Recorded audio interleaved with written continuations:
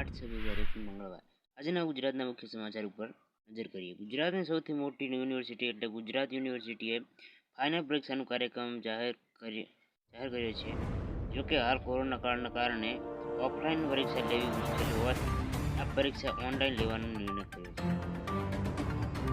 UG અને પીજીની પરીક્ષાઓ આગામી 17મી જૂનથી શરૂ થઈ રહી છે, જેમાં અલગ અલગ વિષયની પરીક્ષાઓ લેવામાં આવશે।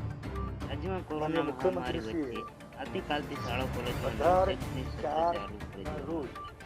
ત્યારે સ્કૂલોમાં શૈક્ષણિક કાર્ય શરૂ થશે કે નહીં એ અંગે અગત્યના સમાચાર સામે આવતા શૈક્ષણિક વિભાગે જાહેરાત કરતા જણાવ્યું છે કે રાજ્યમાં સ્કૂલોનું નવું શૈક્ષણિક સત્ર આજથી શરૂ કરી દેવામાં આવ્યું છે।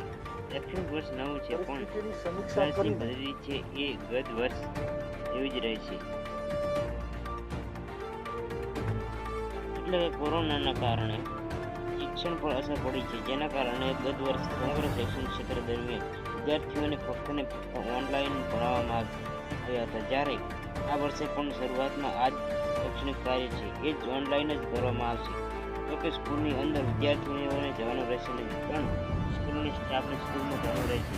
તો બીજી તરફ ગુજરાતમાં કોરોનાને લઈને સમાચાર આવ્યા છે કે ગુજરાતમાં ફરી આજે કોરોના કેસોની અંદર સતત ઘટાડો નોંધાયો છે અને રાહતના સમાચાર પણ કહી શકાય।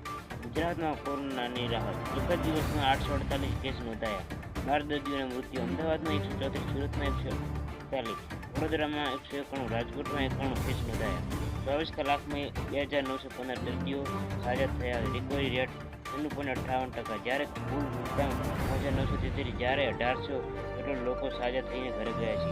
જ્યારે છેલ્લા 24 કલાકમાં ગુજરાતમાં 12 દર્દીઓ મૃત્યુ। વિડીયો સારો લાગ્યો તો ચેનલ લાઈક, શેર અને સબસ્ક્રાઈબ